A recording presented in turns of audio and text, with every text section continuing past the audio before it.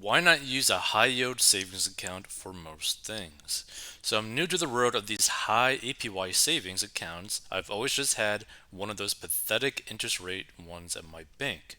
I dumped a bunch of money into that new Apple one because why not? I see it has a routing and account number just like a checking account. My question is, why wouldn't I just keep all my cash in one of these and set everything to pay out of it like a checking account? Am I missing something basic here? Well, not really. It's just like it depends on the basically institution, right? Because some savings accounts, right, will charge a fee if you end up doing too many transactions out of it. So you got to really like look at that. If your high yield savings account doesn't have any fees like that, then you could technically just use it as a checking account. Let's see. So until recently, savings accounts were restricted to 6 convenient withdrawals per month, Regulation D.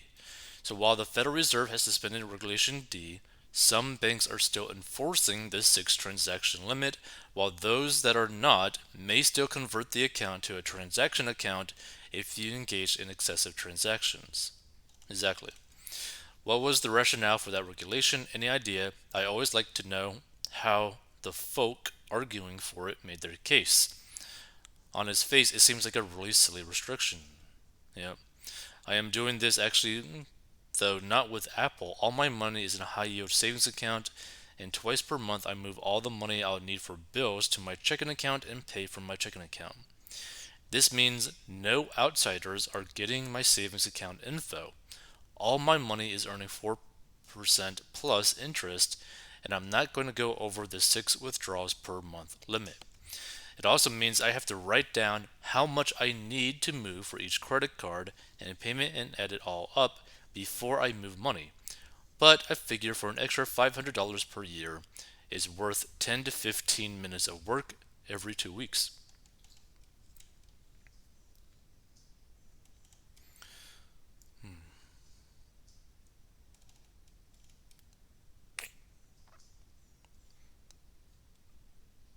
Beyond all the other reasons, the high interest rates are more recent due to the rates being hiked by the Fed. They aren't always this good. Yeah. True, but even when Discover's high yield savings account rate was bad at 0.5%, it was still 50 times better what my bank was paying in their traditional checking and savings. Hmm.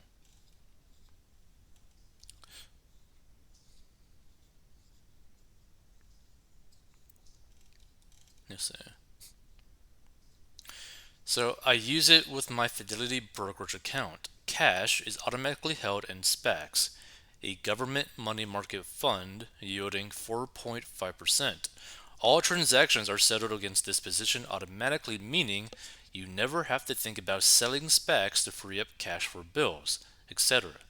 The account gives you free checks, accepts direct deposits, Visa debit card if you want it, bill pay, has a routing account number, and is treated as a checking account in all the features of a brokerage account, no fees. If you want to segregate spending versus savings and investing, you can create another brokerage account. Transfers are instant between them, and there is no limit to how many accounts you can have.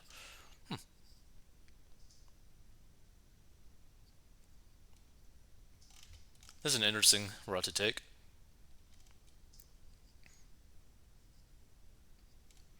Yep, it's only enforced by specific crappy banks themselves now. Find you one without transaction limits. Yep.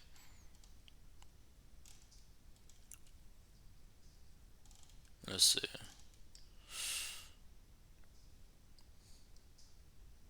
Other than the limited withdrawals, it is perfect for that. Best advice is to pay for everything with a credit card, earn the rewards, write one check a month from the high yield savings account to pay credit card in full. Well, that's a very interesting route to take. I certainly wouldn't suggest that.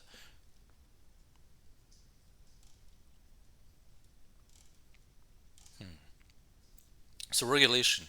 The way the bank makes money is taking your deposit and loaning it out and investing it.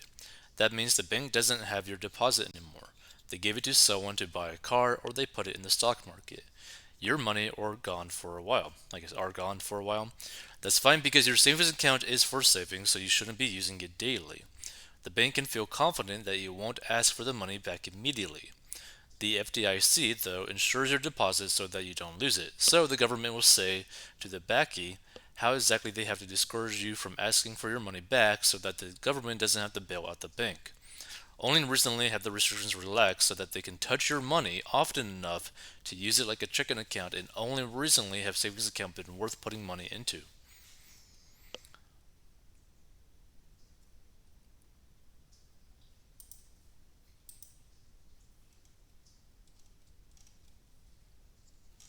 Let's say.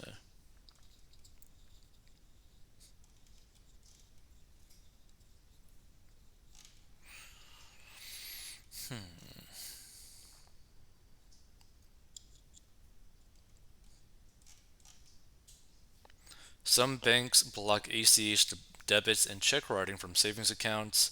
Also, all banks have the right to delay withdrawals from a savings account by up to 7 days. Regulation D. Even if a bank doesn't enforce any of these now, there is no guarantee that they won't.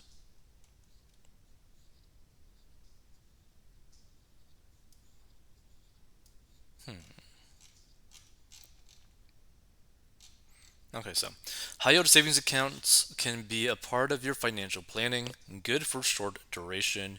Even the best high yield savings account today reduce your buying power over time. Very good savings accounts these days pay 4.5%, but inflation is 4.9%. April 2023, last month it was over 6%. Things are getting more expensive over time, and is faster than your interest is paying. You are falling behind each month. Further, the law of 72, the formula is 72 divided by interest rate equals how many years to double your money. Here are some examples using round numbers as interest rates. At 4.5%, interest your balance will double in 14 years. Well, watch your account. When inflation is back under control, your interest will go back down. It may even hit 1% interest. Then your balance will double every 72 years. Good luck seeing it double once. On the other hand, there are other investments you can make if you take on some risk. Buy high quality stocks when the country is having problems like high inflation and Wall Street is appearing very nervous. Some companies are exceeding every estimate Wall Street set, but any sign of weakness will tank the stock price, especially if you have your finances in order, and you can commit to owning stock or index funds for a few years to let them grow. It is easier to buy low and sell high when you're buying at a 5% discount and hold till things get better. It is wise for investors to be fearful when others are greedy and greedy when others are fearful. Warren Buffett. Yeah, interesting point.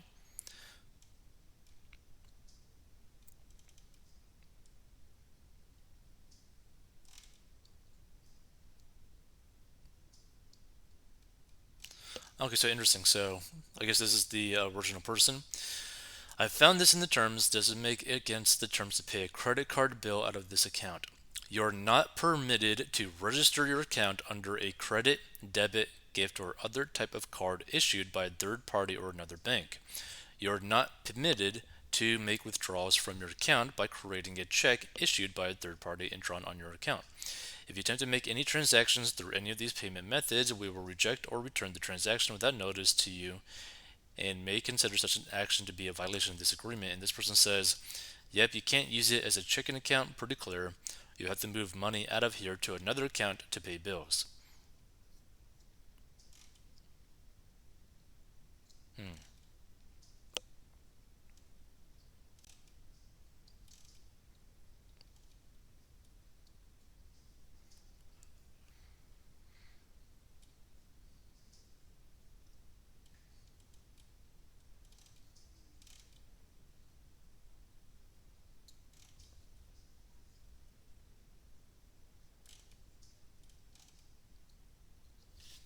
Hmm.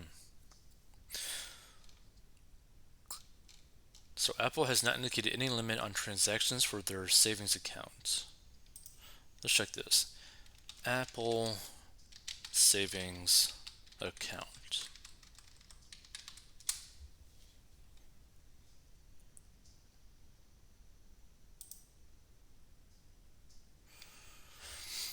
So, Apple's Card's new high yield savings account is now available, offering a 4.15% APY. Interesting. So, starting today, Apple Card users can choose to grow their daily cash rewards with a savings account from Goldman Sachs, which offers a high yield APY of 4.15%, a rate that's more than 10 times the national average, with no fees, no minimum deposits, and no minimum balance requirements. Users can easily set up and manage their savings account directly from Apple Card and Wallet. Savings helps our users get even more value of their favorite Apple Card benefit daily cash while providing them with an easy way to save money every day. Interesting.